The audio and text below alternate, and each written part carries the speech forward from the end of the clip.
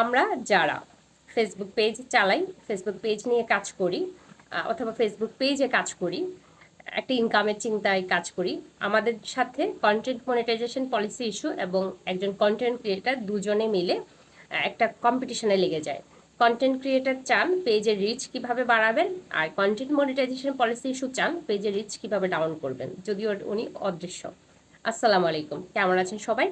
আশা করছি সবাই খুব ভালো আছেন, যিনি বা যারা যেখান থেকে এই মুহূর্তে আমাদের ভিডিওটি দেখছেন। যদি ভালো লেগে থাকে প্লিজ লাইক কমেন্ট শেয়ার দিয়ে পাশে থাকবেন, আর ভালো লেগে না থাকলে নিজের মতো স্ক্রিপ্ট করে চলে যাবেন। যেটা বলছিলাম, কন্টেন্ট মনিটাইজেশন পলিসি ইস্যু এবং একজন কন্টেন্ট ক্রিয়েটার দুজন কিন্তু একদম মুখোমুখি দাঁড়িয়ে একরকম নিরস্ত্রভাবে যুদ্ধ করার মতো অবস্থা। কারণ কি, আমি চাই আমার পেজটা ক্লিন থাকবে, আমি পেজের রিচ কিভাবে বাড়াবো ওই চিন্তা থাকে, কিন্তু ইস্যু চলে আসে, কিছু করার নেই। তো যারা ইস্যু দীর্ঘদিন ধরে পেজে ইস্যু আছে বলছেন, ইস্যুগুলো রিমুভ হচ্ছে না, অনেকে বলছেন আপু দীর্ঘদিন ধরে পেজের ইস্যু রিমুভ হচ্ছে না, কাজ করতে ইচ্ছে করছে না, কাজ করতে ভালো লাগছে না, হতাশ হয়ে যাচ্ছেন, ওনাদেরকে বলবো একদম কিচ্ছু করবেন না।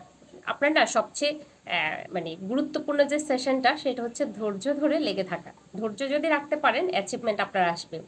আমি এখন যেই কন্টেন্টটা আপনি আমার দেখছেন যে এই পেজে আমার মনিটাইজেশন পেতে প্রায় জুলাই থেকে মে প্রায় 3 থেকে 4 মাস সময় লেগেছিল আমার। আর সেট আপ আসার পরে আমার একবার সেট আপটা চলে গিয়েছে, সেট আপটা একদম ছিল না। নতুন করে যখন আবার আমার ওয়াচ টাইম এসেছিল তখন আমাকে সেট আপটা দেওয়ার পরে সাথে সাথে ওনারা রিভিউ করে দিয়েছেন। জাস্ট আমি গেট স্টার্টে গেলাম, সাথে সাথে হয়ে গিয়েছে। তো আমি যদি তখনই কাজ করা বন্ধ করে দিতাম, হচ্ছে না হয় না বলে, তাহলে আমি আজকে এখানে আসতে পারতাম না, এখন পর্যন্ত আপনাদের সামনে বসে কথা বলতে পারতাম না।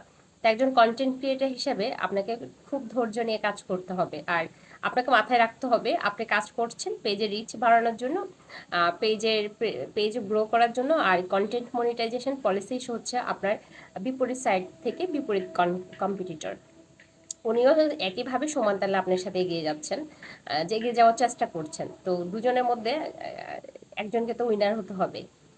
ওই উইনারটা কখনো আপনি হচ্ছেন, কখনো কন্টেন্ট মনিটাইজেশন পলিসি ইস্যু হচ্ছে। আমি মজার ছলে বললো আসলে যারা নতুন, যারা হতাশ তো অবশ্যই হচ্ছেন ইস্যুর জন্য, ওনাদেরকে বলছি, তো মজার ছলে বললো কথাটা কিন্তু সত্যি, আপনার ধৈর্য ধরে থাকতে হবে। আমার